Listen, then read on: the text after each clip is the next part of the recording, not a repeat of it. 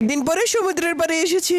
এক মিনিট, বিল্লুর বাবার সাথে এই মহিলা আবার কে? আজকে তো তোদের দুজনেরই খবর আছে। দাঁড়া শুধু তোরা। আমার সামনে আরেকটা মহিলার সাথে তুই ঘোরাফেরা করবি, এগুলো আমি কখনোই মেনে নিব না। এই খারাপ মহিলা, আগে তোকে পেটাবো আমি। আরে মা তো ওখানে ব্যস্ত আছে, আমি তাড়াতাড়ি করে গাড়ি থেকে অক্সিজেন সিলিন্ডারটা নিয়ে নেই। যতক্ষণ বাবাকে পেটাচ্ছে ততক্ষণ আমি সমুদ্রের ভেতর থেকে ঘুরে আসতে পারবো। এই তো আমি সমুদ্রের অনেক নিচে চলে এসেছি, আর সামনেই তো রয়েছে একটা ডিম। এই ডিমটা আমি বাসায় নিয়ে যাবো। তাড়াতাড়ি করে গাড়িতে বসে পড়ি। তাড়াতাড়ি করে গাড়িতে বসে পড়ো। আমরা এখানে আর এক মুহূর্তও থাকবো না, এখন আমরা বাসায় চলে যাবো। এখন বাসায় চলে যেতেও আমার কোনো আপত্তি নেই, কারণ আমার কাজ তো হয়ে গেছে আর আমরা তো বাসায়ও চলে এসেছি। এই দেখো, ডিম থেকে কত সুন্দর একটা মাছ বের হলো। এটা আমি সুইমিং পুলে ছেড়ে দিব।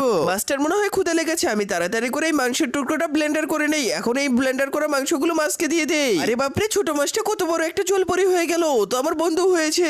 আরে বাপরে, কত সুন্দর একটা জলপরি। এই জলপরিটা তো আমার। সমুদ্রে অন্য মহিলা আর এখানে জলপরি। এই জলপরিকে এখনই আমি সমুদ্রে পাঠিয়ে দিয়ে আসছি। যা জলপরি, তুই সমুদ্রে যা। বন্ধুরা, আমি 2 দিন ধরে খাবার না খেয়ে আছি। প্লিজ তোমরা সবাই ভিডিওতে লাইক দিয়ে চ্যানেলটি সাবস্ক্রাইব